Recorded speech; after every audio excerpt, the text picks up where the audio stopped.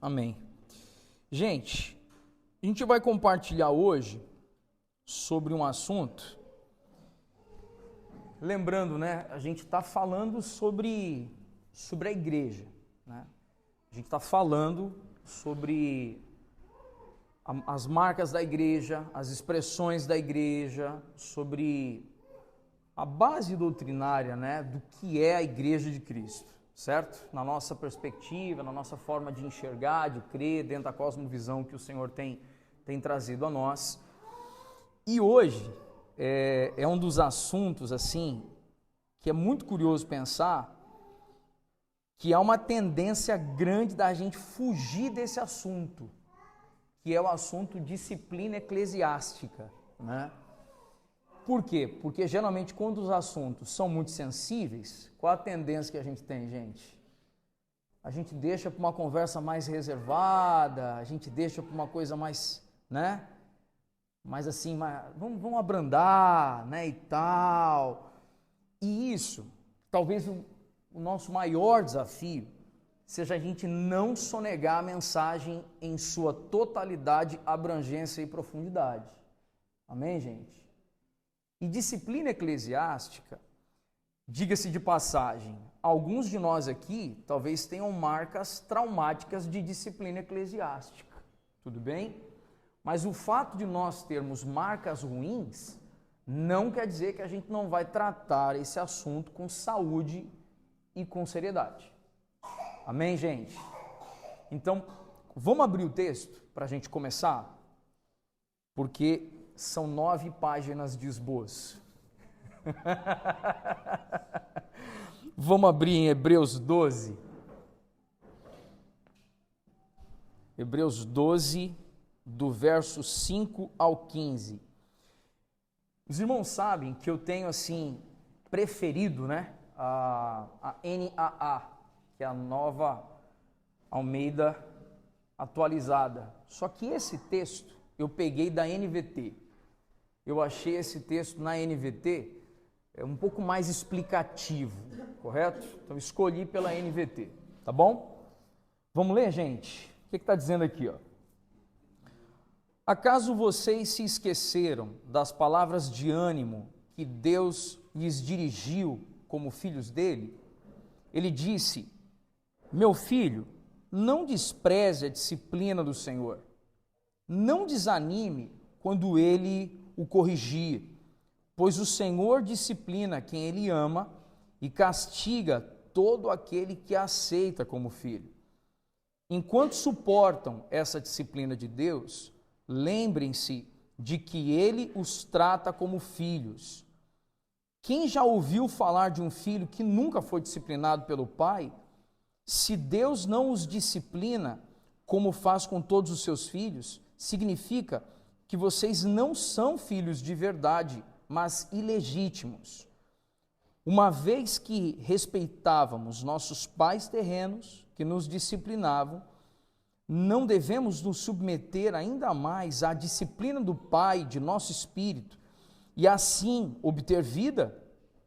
Pois nossos pais nos disciplinaram por alguns anos como julgaram melhor, mas a disciplina de Deus é sempre para o nosso bem, a fim de que participemos de sua santidade.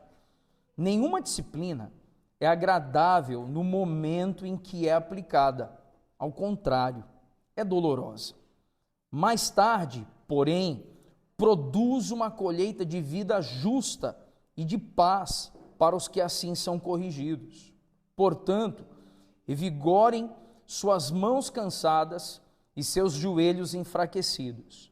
Façam caminhos retos para seus pés, a fim de que os mancos não caiam, mas sejam fortalecidos. Esforcem-se para viver em paz com todos e procurem ter uma vida santa, sem a qual ninguém verá o Senhor. Gente, olha o verso 15. Cuidem uns dos outros, para que nenhum de vocês deixe de experimentar a graça de Deus. Fiquem atentos, para que não brote nenhuma raiz venenosa de amargura, que cause perturbação, contaminando muitos. Amém, gente? Filhão, se você quiser sentar lá, cara, fica Fica mais de boa, tá bom? Está à vontade, né? Gente, disciplina eclesiástica. A palavra disciplina traz o que aí na mente, no coração de vocês? Alguém já ouviu falar assim, já talvez presenciou alguma cena assim, fala de correção. O que mais, gente? Oi? Ensino. Repreensão. Pode falar, gente. Exortação. Gente, eu acho que a melhor forma de eu começar esse compartilhar é relatando a vocês que diante de vocês tem um homem marcado que experimentou a disciplina eclesiástica. Um homem que foi severamente repreendido, foi corrigido em sua trajetória, a fim de que a vida do Cristo pudesse ser produzida. E eu sei os benefícios de uma repreensão. Porque me recordo que na minha juventude, ao ser repreendido, produziu dores bem intensas assim, sabe? Produziu dores bem acentuadas, bem severas. Produziu vergonha, porque falar de disciplina eclesiástica também envolve vergonha. Mas se a gente compreender que Jesus passou toda a vergonha do mundo em favor de nós, a gente consegue vencer o medo da vergonha a fim de que o caráter desse Cristo seja formado em nós. Amém, gente? E por que eu começo expressando isso, né? Porque diante de vocês não está alguém falando de uma disciplina de modo legalista, mas alguém que experimentou a disciplina eclesiástica a fim de que eu fosse recolocado no caminho do Evangelho. Amém, gente? E houve vergonha? Vocês acham que houve ou não? Afastamento do ministério, já liderava adoração na minha juventude, impossibilidade de tomar a Santa Ceia, não pude cear por vários meses, encontros regulares com o meu pastor na época, a fim de que ele pudesse ter elementos para comprovar ou não o arrependimento, porque se não há uma vida de conversão, como a gente compartilhou aqui há 2 domingos atrás, a igreja é para os convertidos, lembram disso ou não? Ele precisava ter elementos de uma conversão genuína, para que então eu pudesse comer do pão e beber do cálice, que é uma expressão genuína da conversão ali, de ser parte, certo? Então há benefícios. E o fato de muitas vezes nós lidarmos com a vergonha é que muitas vezes faz com que a gente tenha medo de tocar nesse assunto. E eu não tenho medo de tocar nesse assunto porque eu sei o que é ser corrigido. Sei o que é passar essa vergonha. Mas também sei o que é observar hoje os frutos disso. Amém, gente? Então, quero trazer aqui algo que a expressão disciplina, ou correção, ela vem de uma expressão do grego que é paideia. Não sei se vocês lembram, mas para quem fez aí alguma coisa de magistério, ensino superior, talvez na área de pedagogia, alguma coisa, lembra que a expressão pedagogia, ela vem de paidagogos ou paideia, que fala exatamente de corrigir, fala de orientar, tudo bem? É curioso porque a gente acha que a ciência humana, que a gente pegou, né, das ciências humanas esse termo, quando na verdade foram as ciências humanas que emprestaram esse termo do Evangelho. Amém, gente? O Evangelho vem muito antes das ciências humanas.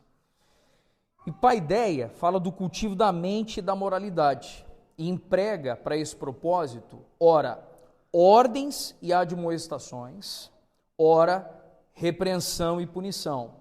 Vocês perceberam que existem então 2 eixos aqui, 2 pilares na verdade?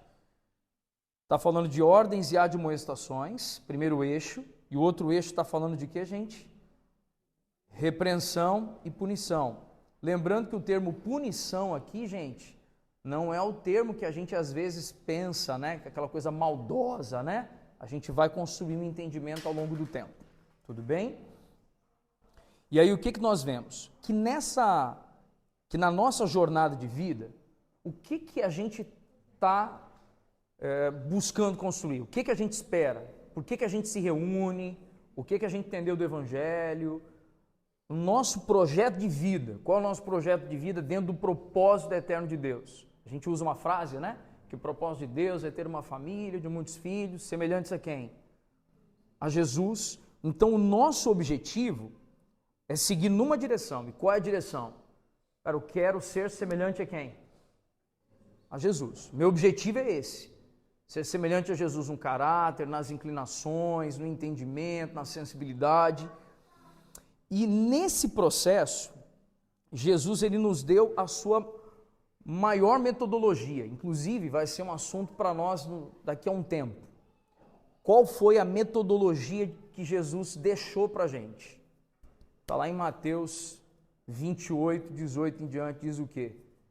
Todo poder me foi dado nos céus e na terra, portanto, ide e fazei o que, gente? Discípulos de todas as nações, ensinando-os, ó a palavrinha que apareceu aí, ensinando-os a guardar todas as coisas que vos tenho ordenado ou ensinado. Na verdade, a expressão ali é ordenado, tá, gente? A expressão ali originalmente é todas as coisas que vos tenho ordenado, porque ordenado está além do ensino. Está falando de pôr todas as coisas em ordem. Tudo bem isso, gente? Então, olha só, a metodologia de Jesus era uma. Qual era a metodologia de Jesus? O discipulado. E quando nós falamos no que consiste o discipulado? O discipulado consiste basicamente em duas coisas. A gente já tocou no assunto ali, que fala de ordens e admoestações, um pilar, e o outro pilar é o quê? Repreensão e punição. E aí eu anotei um pouquinho mais embaixo, que o discipulado consiste basicamente em duas ações principais. Quais são as duas ações principais? Ensinar e corrigir. Tudo bem? Quero trazer uma ilustração assim simples, né? Bem simples, bem rudimentar, bem do nosso dia a dia, assim. Gente, imagina um professor de química que vocês conheçam. Tudo bem? Só imagina, um professor de química que vocês conheçam. O sujeito vai no quadro, taca lá o raio do cálculo estequiométrico no quadro, mostrou todos os fundamentos, todas as relações fundamentais, ensinou todos os desdobramentos do cálculo, beleza. E tem lá 180 sujeitinhos sentados ouvindo o que o raio do cara está falando. Beleza ou não? Qual a garantia que a gente tem que na ausência desse cara todo mundo consegue fazer exatamente o que ele falou? A gente não tem a garantia da execução imediata. Então, o ensinar, gente, é um aspecto do discipulado. Tudo bem ou não, gente? O outro aspecto do discipulado é o que, gente? É o corrigir. Por quê? Porque aí esse professor vai parar do lado e vai fazer o que, gente? Ele vai olhar e vai dizer assim, ó, faz isso não, presta atenção. Você está pegando outro caminho. Vai por aqui, ó, faz desse jeito aqui, ó. Então, quando a gente fala sobre a formação cristã, sobre buscar ter uma vida semelhante a Jesus, a gente precisa observar o ensino. Sim ou não, gente? Sim. Porque Jesus, Mateus 5, Jesus ele viu a multidão que o seguia, e aí ele procurou um lugarzinho um pouco mais alto, e aí ele se assenta, as pessoas ficam à volta dele, Jesus passou a ensinar. A metodologia de Jesus sempre foi o que, gente? O ensino. Só que o ensino, ele vem acompanhado de um segundo ponto. E o outro ponto qual é, gente? A correção. Tudo bem ou não, gente? Agora, entendendo a ilustração que a gente trabalhou, essa correção, ela é para produzir medo ou não, gente? Não, porque os meninos só querem aprender a fazer cálculo estequiométrico. Então, aquilo ali, quando você entende, é ou não é, Rafael? Então, o que você entende? Você entende, quando você enxerga o benefício, e é isso que a gente precisa enxergar, gente. Quando a gente enxerga o benefício que é crescer na semelhança com Cristo, eu tenho ouvidos para o ensino e um coração aberto à correção. Faz sentido ou não?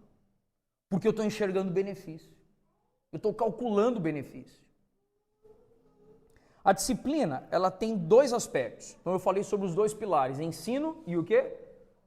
Correção. Agora eu quero falar sobre a disciplina, sobre a correção. Ela tem dois aspectos, tem duas formas. Ela pode ser formativa e ela pode ser corretiva. Tudo bem? Formativa é aquela disciplina onde você está dando um toquezinho para o sujeito andar pelo caminho. Correto ou não? Eu estou conduzindo ele pelo caminho. É quando a criança está aprendendo a andar e o papai e a mamãe fazem o quê? Pega nas duas mãozinhas do menino, da menina e vai fazendo o quê, gente? E vai guiando. É formativa, correto? Eu estou conduzindo ele, estou ensinando ele a posicionar as perninhas e tal, mas há uma disciplina que ela também pode ser o quê, gente? Corretiva. Qual a disciplina corretiva? É quando nós estamos vivendo um ímpeto, um fluxo carnal e obstinado na nossa vida e alguém tem que parar a gente. Tudo bem, gente? E há áreas que talvez a gente precisa ser parado. Há áreas que a gente precisa que alguém diga pra gente, você está enganado. Não vá por esse caminho. E quando a gente diz não vá por esse caminho, não vá nessa direção, nós não estamos falando de caprichos humanos. Porque se eu enxergo o rumo, qual é o rumo? O rumo é a semelhança com quem, gente? Com Cristo. Então a disciplina, ela vem para cooperar para formar um discípulo de Jesus. Então quando a gente diz não vá por esse caminho, é porque a gente está vendo que aquele caminho está levando a pessoa para longe de Cristo.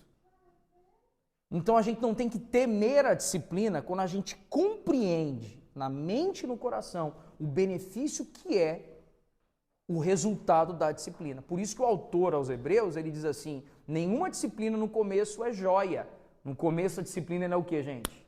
A palavra que usou ali no texto. No início a disciplina é dolorosa, mas ela produz um resultado, um benefício. Todo mundo está indo bem aqui, gente? Todo mundo compreendendo? Amém ou não? Legal? Agora, olha essa outra, eu fiz uma anotaçãozinha ali de dois exemplos. Por exemplo, vocês lembram aquele cenário que Jesus pegou os 70 discípulos e eu fiquei imaginando a cena, eu estava terminando o esboço, digitando ontem e tal, eu fiquei imaginando a cena. Jesus pegou 70 discípulos e ele enviou 2 a 2 para pregar. Os irmãos lembram desse texto ou não, gente? E eles saíram 2 a 2, né? E saíram pregando, curando, evangelizando, proclamando, pá. E aí eles voltam. Gente, quando eles voltam, como é que eles reagiram quando viram Jesus? O que eles falaram, gente? Vocês lembram ou não?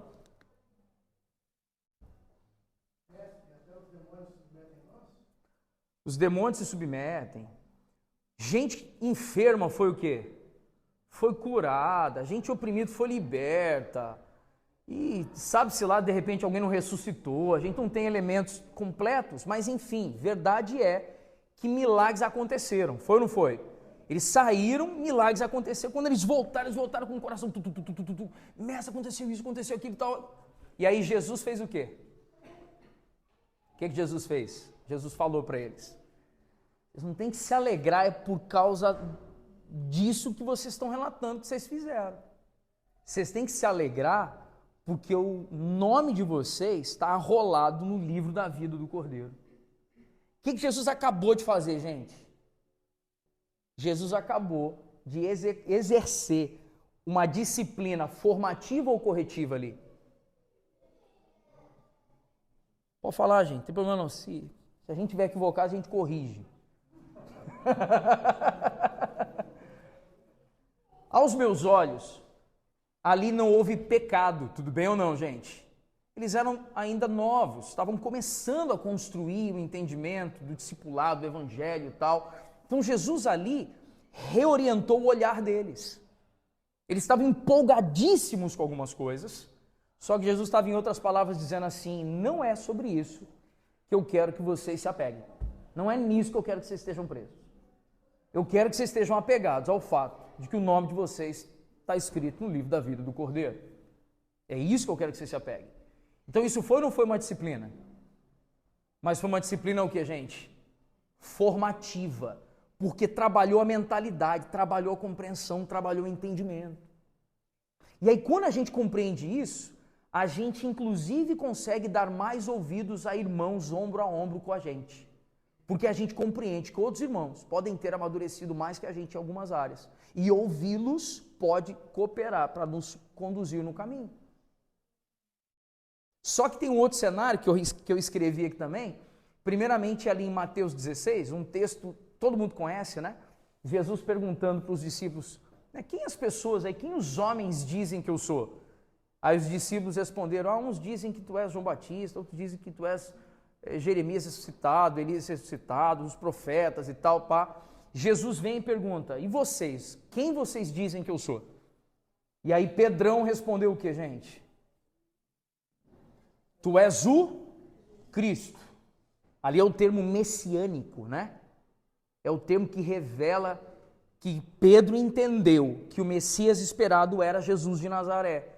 E aí todo mundo, beleza, e pá. Logo depois do texto, Jesus fala assim, compete ao Filho do Homem sofrer e tal, e padecer. E aí Pedro vai e reage dizendo o quê? Não, Jesus, você tá doido, você vai sofrer não, que é isso, tal. E aí Jesus, tem uma tradução que diz que Jesus asseverou. Você já viram essas traduções mais antigas ou não? Jesus asseverou. Resumindo, Jesus deu-lhe um corte seco, né, a Tramontina corta fácil ali, deu-lhe uma ripada nele, falou assim, ei, para trás de mim, Satanás. Aí nós já estamos falando de uma o quê, gente? Nós estamos falando de uma repreensão severa. Amém ou não? Por quê? Porque nós precisamos compreender que quando há um desvio de curso, a gente precisa estar com o coração aberto para a repreensão. E aí eu fiz uma anotação, gente, aqui. Essa anotação, vocês já me conhecem, você sabe quando ela é muito importante, eu leio, né, gente? Para não pôr tanta emoção e falar da importância. O nosso maior desafio é manter o nosso coração ensinável e submisso. Isso revela que estamos avançando em maturidade e obediência a Cristo, por ouvir e receber sinceras admoestações, com espírito manso e coração quebrantado. E aí, o que isso faz a gente pensar, irmãos? Vamos lá, queria ouvir vocês um pouquinho agora.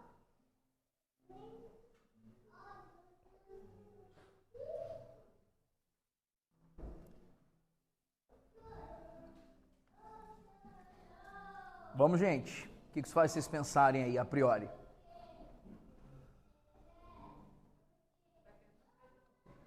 Oi? Quando a gente lê esse trecho que a gente escreveu aqui, sobre a importância de manter o coração ensinável e submisso, e a gente ouvir e receber as sinceras admoestações com espírito manso e coração quebrantado.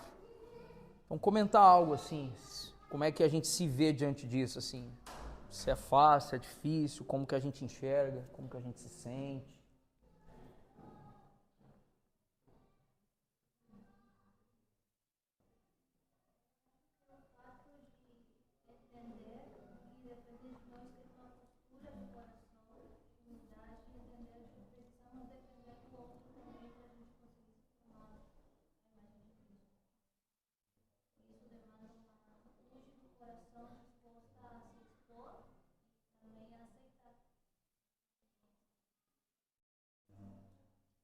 Muito bom, cara.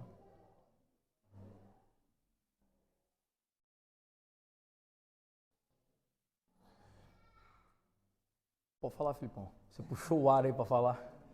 Não, porque a nossa carne, ela nunca vai querer se submeter, né? Por se render. Então, os caminhos é a gente se encher mesmo de Deus, para ter sempre esse coração humilde, esse coração que é um coração de Deus, nos guiando a uma rendição, a sua palavra. Uma das marcas do discípulo de Cristo é a obediência, né? Obedecer a sua palavra. E isso é amar a Deus, isso é mostrar as marcas de Cristo em nossa vida e nossa caminhada. É fácil? Não é fácil. submeter, ser corrigido, enfim, e o caminho mais viável a isso é se enchendo do Espírito Santo, se enchendo dessa palavra que vivifica a nossa vida. Muito bom, mano. Muito bom. Olha que legal que o Felipe comentou, e aí uma anotação, essa citação em itálico aqui, eu tirei do livro do Mark Dever, As 9 Marcas de uma Igreja Saudável. Olha só, devemos viver para Cristo segundo nós mesmos? Ou temos obrigações uns para com os outros? As nossas obrigações recíprocas envolvem somente encorajar os outros de maneira positiva?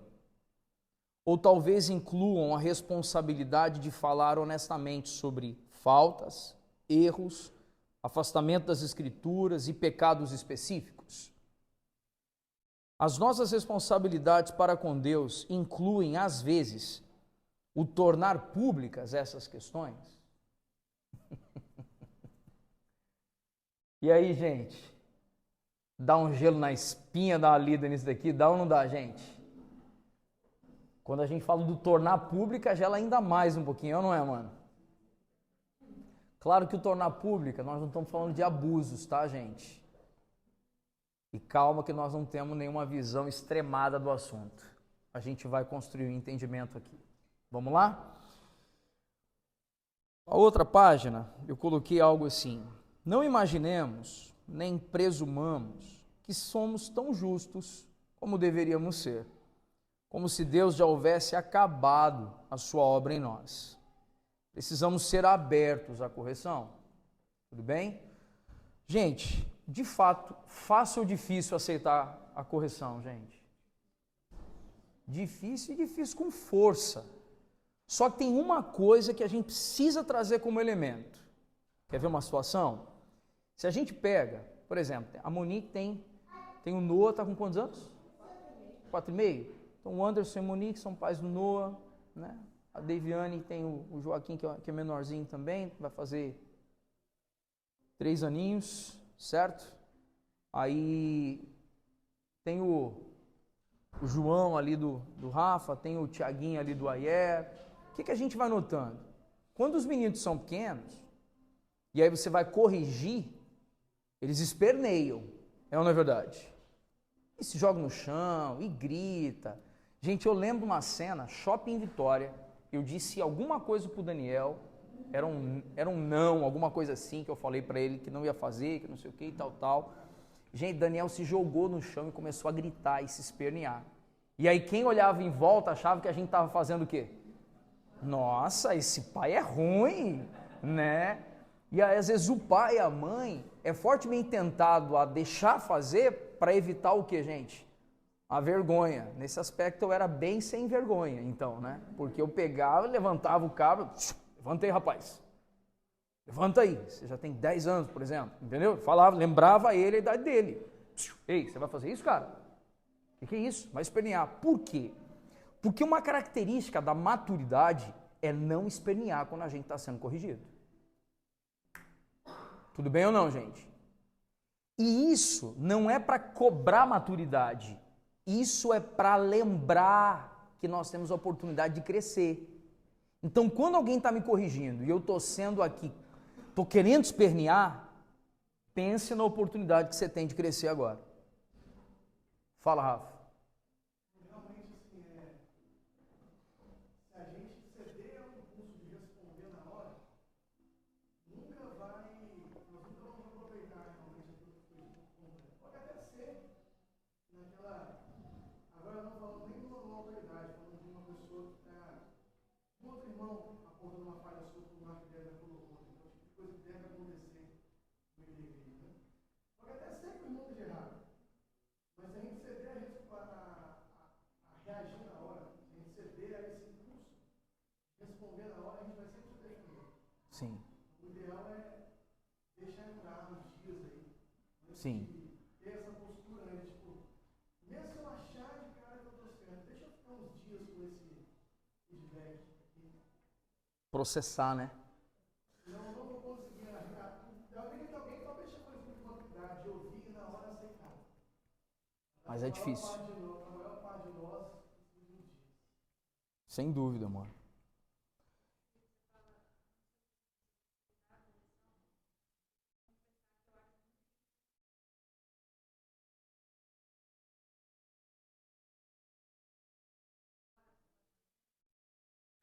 Ainda mais difícil, assim. Porque exige, assim, você ter coragem de falar assim, vou meter, vou resolver, eu tô tentando ajudar. Eu acho isso muito difícil.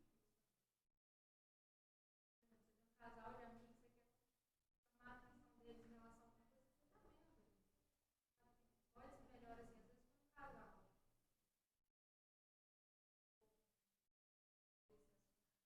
Como é que quem sou eu fazer isso, entendeu? Boa. Porque eu lembro assim, quando o Samuel era pequenininho, acho que eu não contei ele corrigia Samuel, ele corria pro meu lado, porque ele vinha em busca de defesa. Só que ali eu tinha a oportunidade de firmar o que o Felipe estava fazendo ou de estragar totalmente. E aí era muito difícil para mim, porque eu me lembro de cenas em que eu segurava ele, falava assim, eu não quero te abraçar agora. Vai se consertar com seu pai. 3 aninhos, ele não sabia falar direito. Ele ficava esperneando, chorando, querendo me abraçar, querendo pegar minha perna, e eu segurava. Eu lembro assim que eu virava querendo chorar, às vezes, sabe? Porque eu via que estava assim. Aí daqui a pouquinho ele se escondia atrás da cortina, porque tipo assim, ninguém está me defendendo, vou para trás da cortina. Se escondia lá atrás. Se lascou, velho.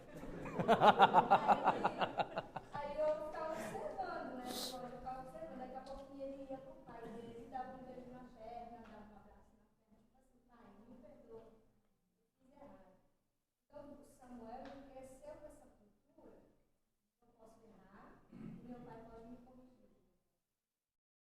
Mas é muito difícil essa posição de você não defender alguém, porque se eu pegasse o Samuel no colo naquele momento, ele perderia a oportunidade de ser corrigido de verdade, de aprender a questão de que ele tinha errado e precisava corrigir. Hoje o Samuel não tem problema de chegar para alguém e falar, olha, me perdoa por isso, dar nomes a... Gente, dá nomes ao que fez. Às vezes ele vinha me pedir perdão e eu falava assim, mas você está pedindo perdão por quê? Porque o perdão geral é muito, né, fácil. Mas o que ele fez? Por que você está me pedindo perdão? O que você fez que você está tendo a necessidade de me pedir perdão? Aí ele dizia, eu fiz isso, isso e isso. Então você fez o que é certo ou o que é errado? Então eu tinha a oportunidade de fazer ele pensar. Não era eu acusando ele de você fez errado. Ele tendo a oportunidade de entender que o que ele estava aprendendo nas escrituras não era aquilo. A cultura, a gente estava falando sobre cultura familiar, né? A cultura que a gente aprendeu em casa foi essa. E sempre dizíamos assim, uma coisa que a gente aprendeu quando o Daniel era bem bebezinho. Uma psicóloga falou assim, você tem que entender o que é síndrome de Down e o que é a personalidade do Daniel. Quando você aprender a separar o que é isso, vocês vão aprender a lidar com o Daniel. Então, desde então, a gente dizia assim, papai e mamãe te amam, mas o pai tem que te corrigir. Porque você fez isso, isso e isso que estava errado. Aí a gente corrigia os dois. Daqui a pouco a gente perguntava, e agora? Papai ama mais, ama menos ou ama igual? Aí eles respondiam, a gente fazia eles responderem para a voz deles e para... Gente, isso é muito pedagógico. Aí eles respondiam, papai ama igual. Então, na cabeça deles, eles sabem muito bem separar o que é uma correção do que é a identidade deles. Eles nunca perderam a identidade deles porque foram corrigidos. Então, a gente, desde o Daniel,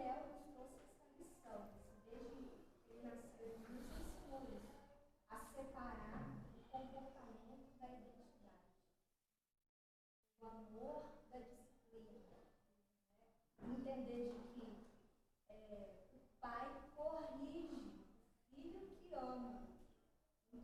Não separa a identidade, mas separa o comportamento errado. Boa. E realmente é dificílimo você ver uma casca de feijão dentro do seu irmão e dizer: meu filho, vai lá no banheiro, porque tá feio o negócio ali. Irmãos, até anotei uma sugestão aqui. Não sei se vocês viram ali o que eu coloquei ali embaixo. A gente consegue simplificar as coisas com uma pergunta. Então eu coloquei aqui uma sugestão. Pergunte a um irmão que te conheça. Não qualquer irmão que você encontrou na rua ou numa conferência, entendeu? Não, alguém que te conheça. Pergunte ao meu irmão que te conheça, que te ame, se há algo que ele observa que deva ser corrigido à luz das Sagradas Escrituras. Eu coloquei aqui, o Rafa às vezes faz a brincadeira comigo, quando lê às vezes algumas coisas minhas, parece que está ouvindo a minha voz, né? Foi?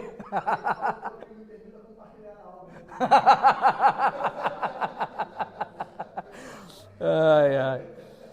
E eu coloquei aqui uma frase, gente, que eu faço isso. Eu quero contar para vocês algo que alguém fez comigo e isso me chamou muita atenção.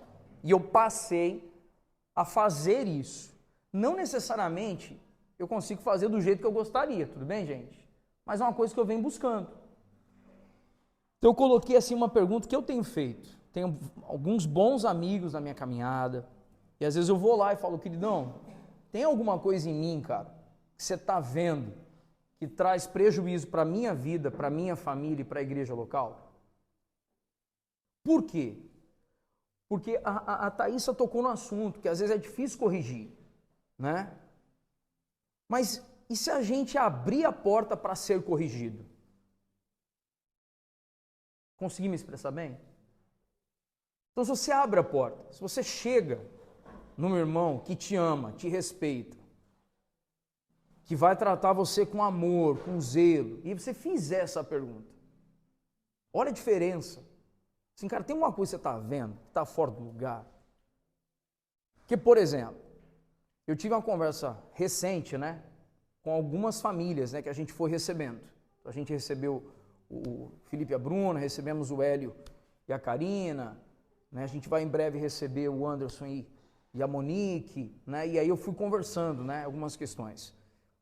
E aí, na verdade, assim, outros irmãos também que a gente conversou, e em uma dessas conversas surgiu uma questão, assim, do tipo assim, cara, falei, eu tenho um perfil de não ser aquele cara que chega chutando a porta.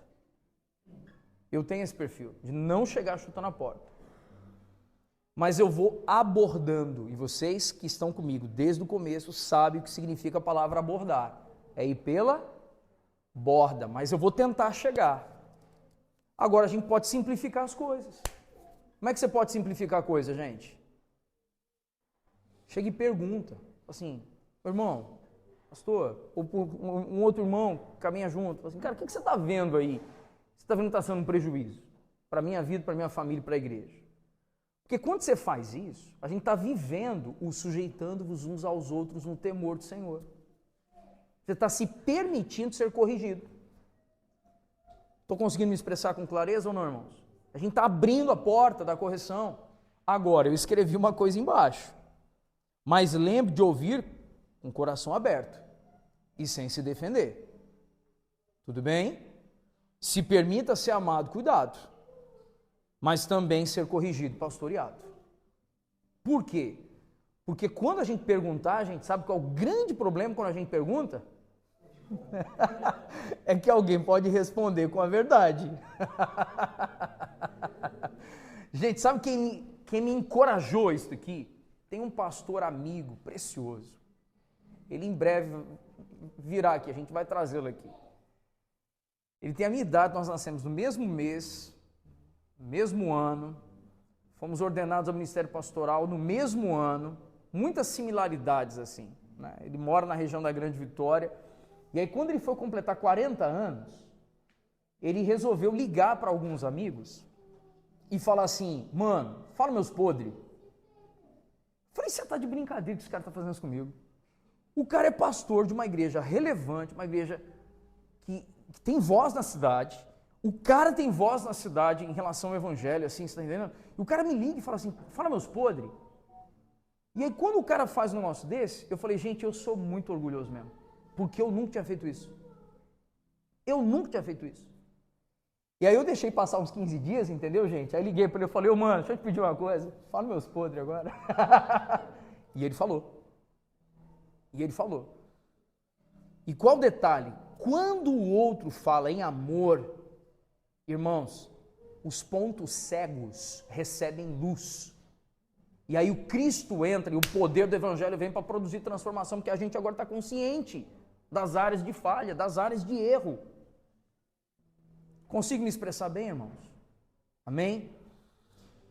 E aí, veja bem, Monique, olha esse textozinho aqui, esse finalzinho, o Anderson tá ali também. Ser membro de uma igreja local significa refletir, no melhor que podemos dizer, a verdadeira integração no corpo de Cristo. Portanto, quando falamos sobre novos membros, temos de considerar se as pessoas que estão sob avaliação são conhecidas como pessoas que vivem de um modo a honrar a Cristo. Entendemos a seriedade do compromisso que fazemos com elas. Então não é só o compromisso delas conosco, mas é nosso para com elas. Nós lhe comunicamos a seriedade do compromisso que estão fazendo conosco, se formos mais cuidadosos no que diz respeito a reconhecer e receber novos membros, teremos menos ocasiões de praticar posteriormente a disciplina corretiva na igreja. Esse trecho aqui eu esqueci de pôr em itálico, gente, é do livro do Mark Dever. Tudo bem? Eu achei tão especial, por quê? Porque a membresia fala de um compromisso mútuo, de ouvir e de ser ouvido, de corrigir e de ser também o que, gente? Corrigido. Amém? E aí, diante disso, o que a Bíblia traz sobre disciplina eclesiástica? Se a gente for ler todos os textos aqui, a gente vai até às 20 horas, tudo bem? Então eu vou mencionar, eu vou mencionar aqui e vou trazer algumas considerações para nós. O que a Bíblia fala sobre disciplina eclesiástica? Primeiro, quando alguém peca contra você, como é que você faz? Você fica ressentido, fica sem falar, se escondendo, se esquivando. Olha o que a Bíblia ensina ali, na página seguinte, Mateus 18 a 15. Se um irmão pecar contra você, fale a ele em particular. Chame-lhe a atenção para o erro. Se ele o ouvir, você terá recuperado seu irmão. Mas se ele não o ouvir, leve consigo um ou dois e fale com ele novamente, para que tudo que você disser seja confirmado por 2 ou 3 testemunhas. Se ainda assim ele se recusar a ouvir, apresente o caso à igreja. Então, se ele não aceitar nem mesmo a decisão da igreja, trate-o como gentil ou publicano ou cobrador de impostos. Tudo bem? O que esse texto está ensinando para a gente? E aí eu quero só colocar uma distinção aqui, gente, trazer uma seriedade no assunto aqui, para a gente tratar isso com muito cuidado. Não podemos confundir ofensa pessoal a pecado contra a igreja, embora elas estejam interrelacionadas. Tudo bem o que eu disse ou não? Vou me explicar. Podem haver desentendimentos entre nós, gente? Sim ou não? É normal isso acontecer ou não? Sim, isso é normal.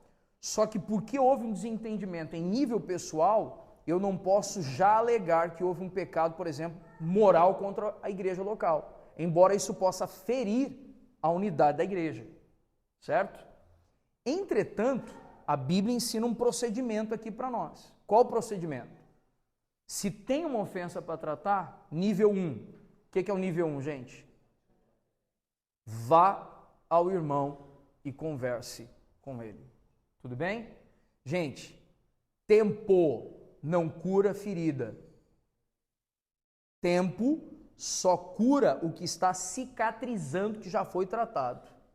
Tô certo, doutora? O tempo só ajuda na cicatrização, mas não na cura. A cura carece de uma intervenção.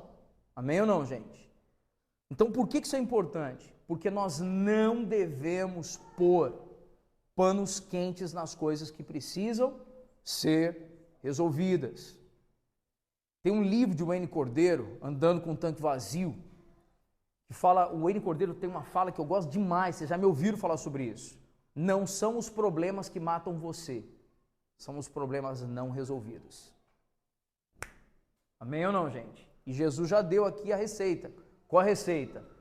Tem um BO, irmão, faz o quê? Vá até o irmão e converse com ele. Só que sabe qual é o problema? A gente pega o texto e a gente não entende o espírito que está no coração de Jesus por detrás do texto. Sabe o que é o espírito? Não é o espírito da confrontação truculenta, é o espírito de resolver. Oi? Exato. O problema é que a gente usa o texto como um argumento para sermos mais truculentos ainda. Não, eu fui lá e falei com ele. Gente, qual é o espírito que está movendo nosso coração quando a gente lê o texto? Dá um temor, né, gente? É ou não é? Nível 2, se não resolver, o que você faz? Leva testemunhas. Que testemunha? Não, tem que ter gente para tirar a prova. Né? Grava, vamos gravar a reunião. Né? É isso ou não? Não, gente. Espírito brando. É para resolver com o irmão, né? É para acertar. Entendeu? Isso. É, mano.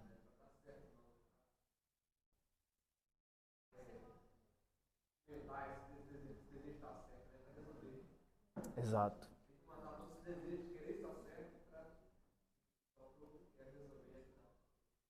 Boa.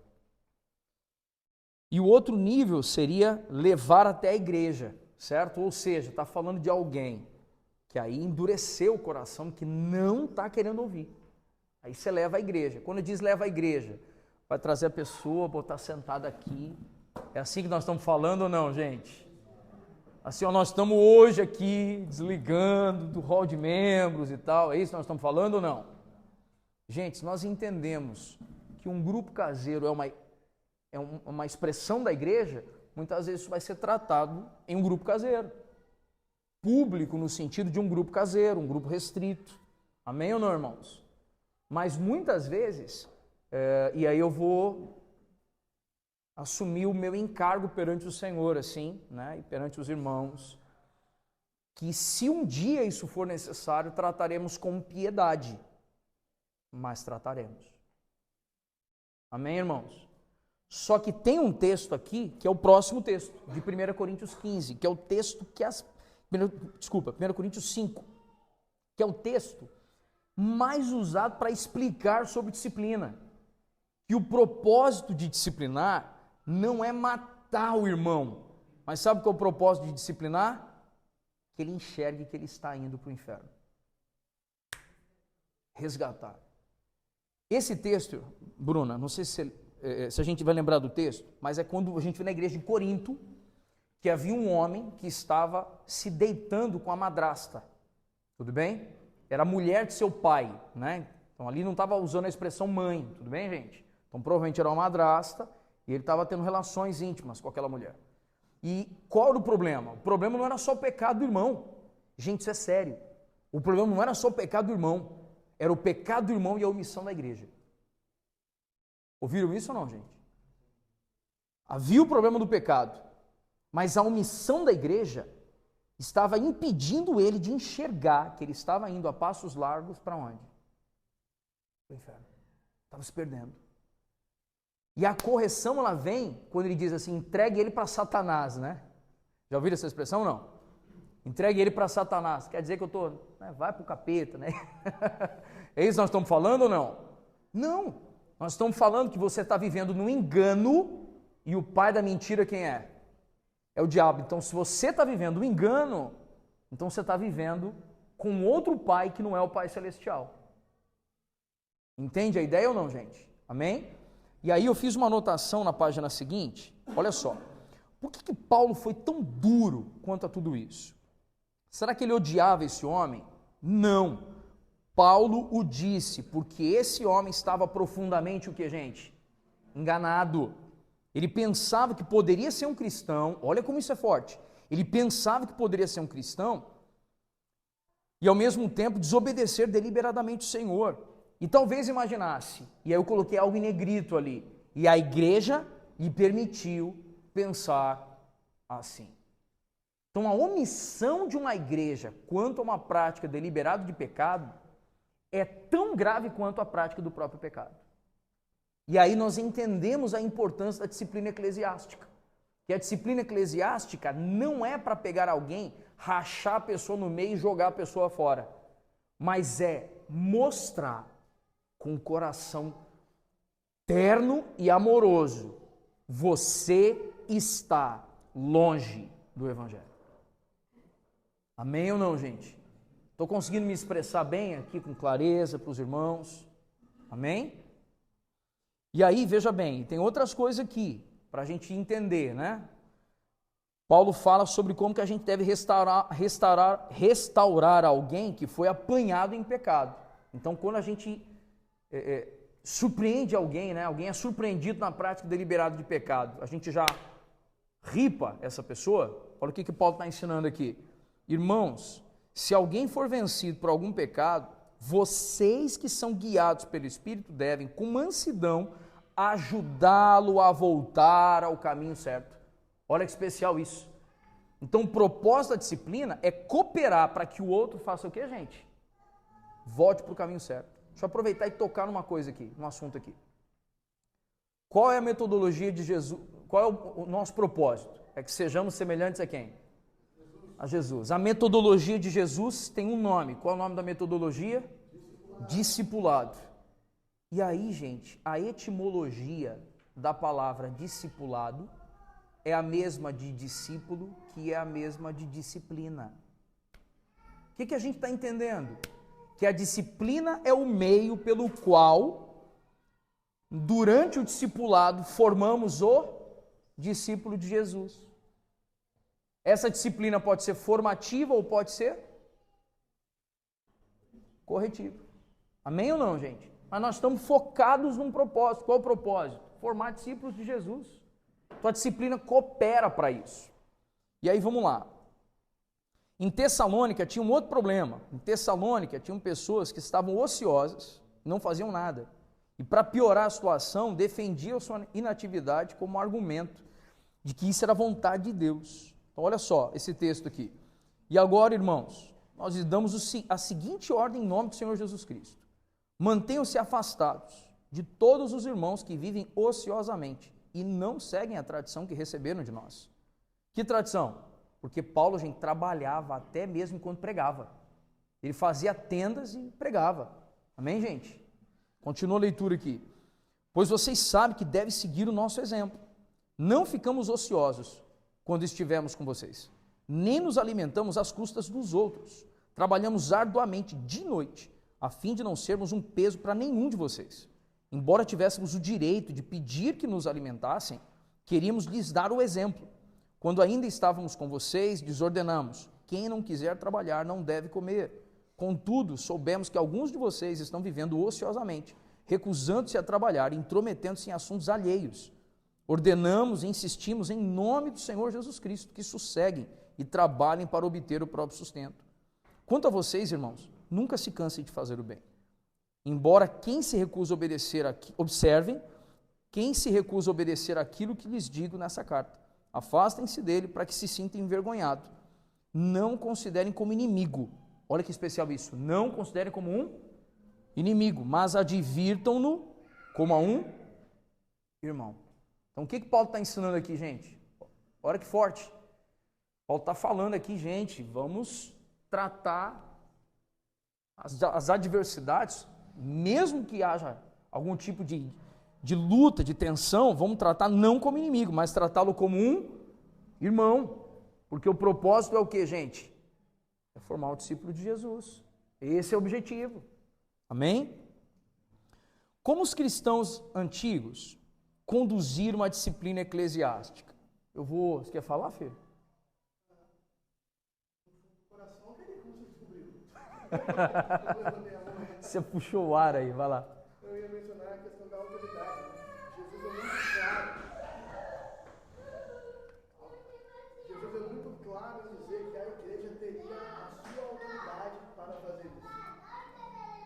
Então, que às vezes na correção a pessoa, sem poder apelar a nada mais, ela fala assim, não, deve ser que os irmãos estão errados.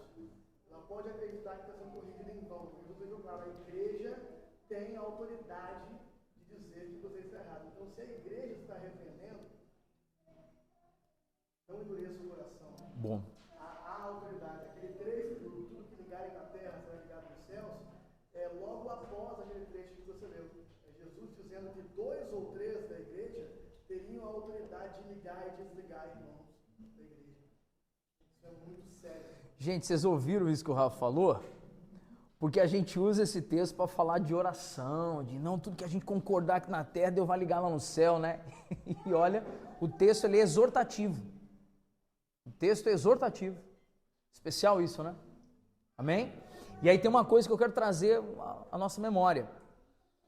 Semana passada a gente tratou que assunto? Membresia. O que é membresia se não ser trazido para dentro? Não é isso? Fazer parte do corpo, né?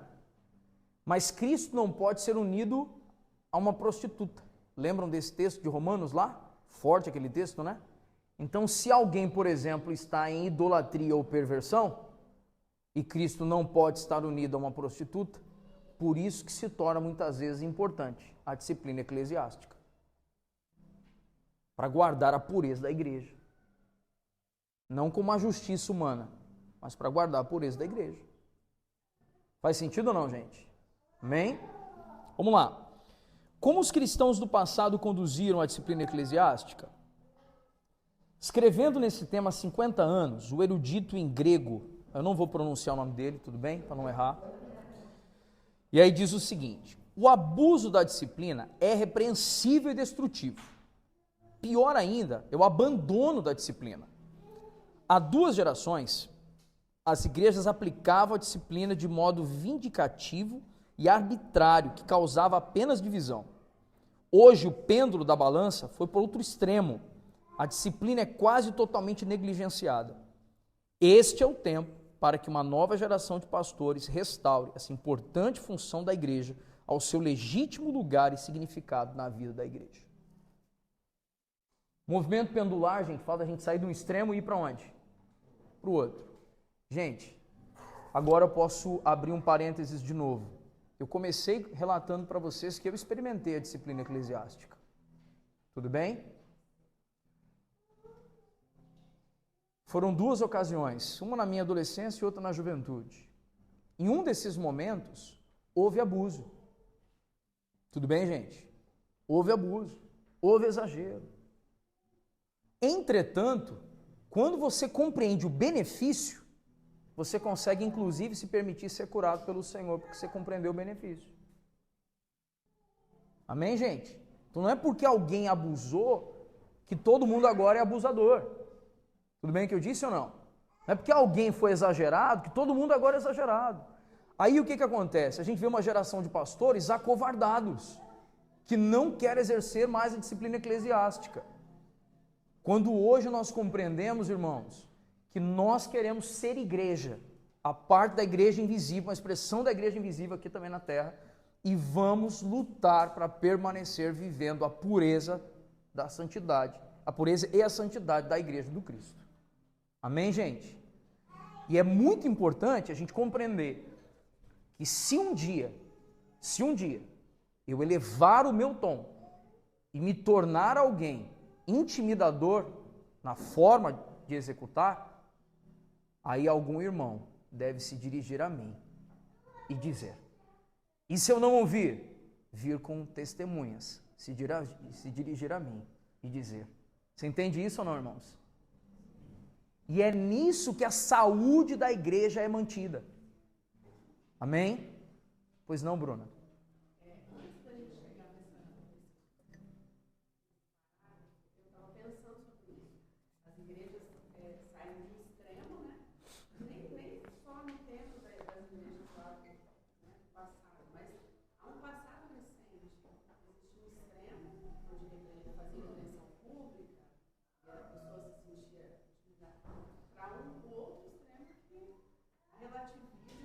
Sim. Deturpam até A verdade. para encobrir certas situações de pecado. E aí, aonde que a gente encontra equilíbrio? Sim. Pois não, Monique?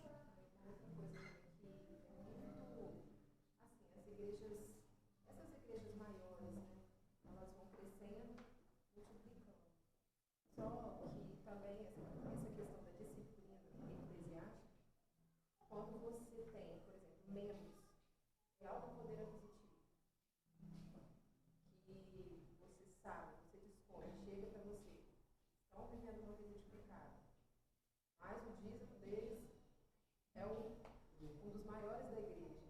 Então eu acho assim que para a liderança, acho que o maior desafio é muitas vezes você ter, né, o pastor, ele realmente ter a coragem de, independente de você saber o resultado que aquele irmão vai ter em relação ao que você vai fazer com ele, é você realmente trazer a disciplina para a vida dele, independente do cargo que ele tenha, né, e da influência financeira que essa pessoa tenha dentro dele.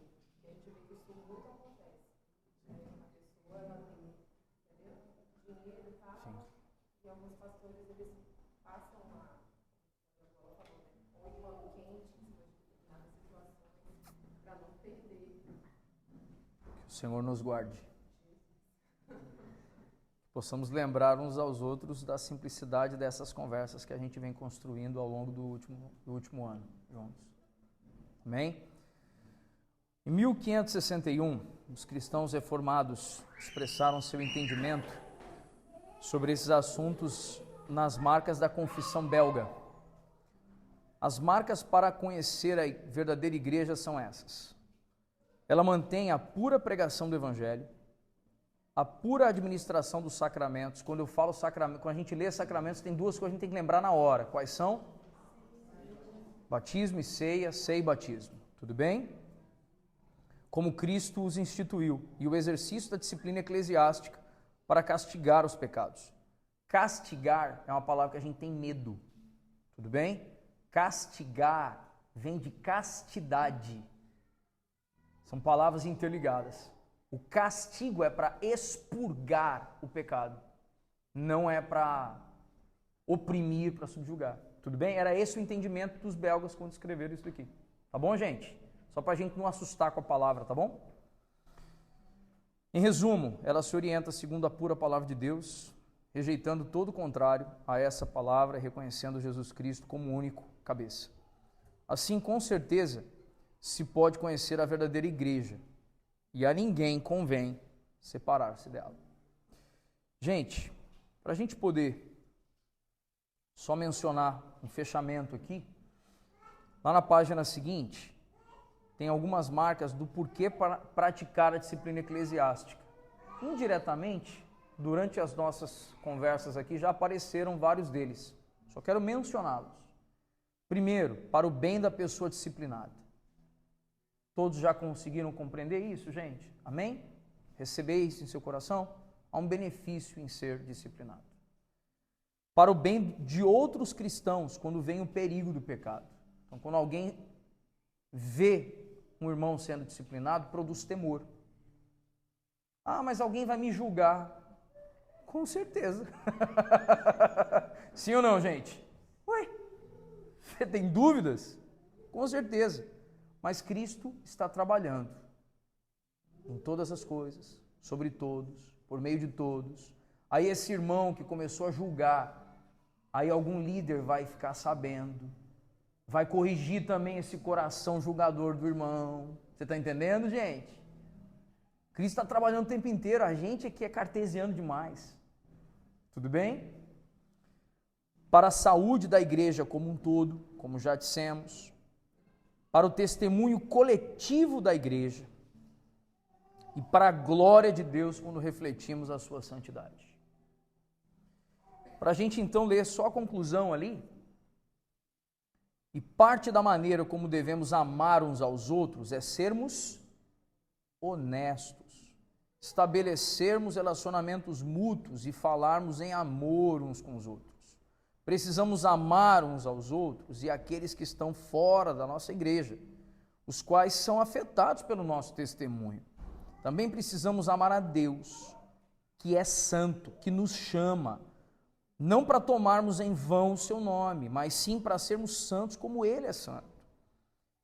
Esse é um tremendo privilégio e uma grande responsabilidade. Se quisermos ver nossas igrejas saudáveis, temos de nos preocupar ativamente uns com os outros até o ponto da confrontação. Amém, gente? Que bênção, né? Podermos tratar esse assunto tão especial, tão importante.